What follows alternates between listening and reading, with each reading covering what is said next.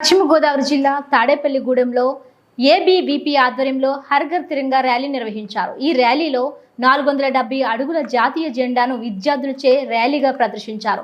ఈ కార్యక్రమంలో ముఖ్య అతిథిగా ఎమ్మెల్యే బొలిశెట్టి శ్రీనివాస్ పాల్గొన్నారు.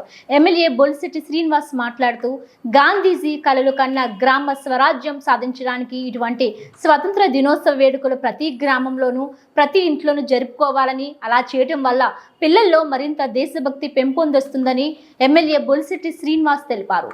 కూటమి ప్రభుత్వంలో ప్రతి గ్రామంలోని జెండా పండుగ ఘనంగా నిర్వహించాలని డిప్యూటీ సీఎం పవన్ కళ్యాణ్ పిలుపునిచ్చారని తెలిపారు.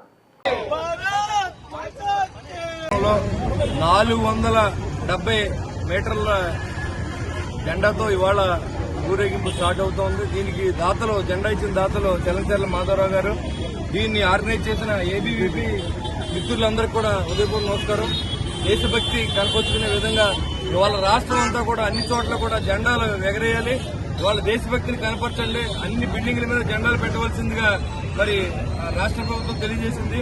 మరి మన దేశభక్తి తెలియజేసుకోవడానికి ఇది అవకాశంగా నేనందరూ మరి ఏబీపీ కార్యకర్తలు అభినందన తెలియజేస్తూ ఉన్నా. ఇంత పెద్ద ఎత్తున జెండా ఊరేగింపు పండుగ పెట్టి జనంలో ఎవరిని తీసుకొచ్చే కార్యక్రమం చేపట్టినందుకు ఏబీపీ కూడా నా తరఫున స్వతంత్ర దినోత్సవ శుభాకాంక్షలు పట్టణ ప్రజలకి, ఆంధ్ర ప్రజలందరూ కూడా స్వతంత్ర దినోత్సవ శుభాకాంక్షలు తెలియజేస్తూ ఉన్నారు.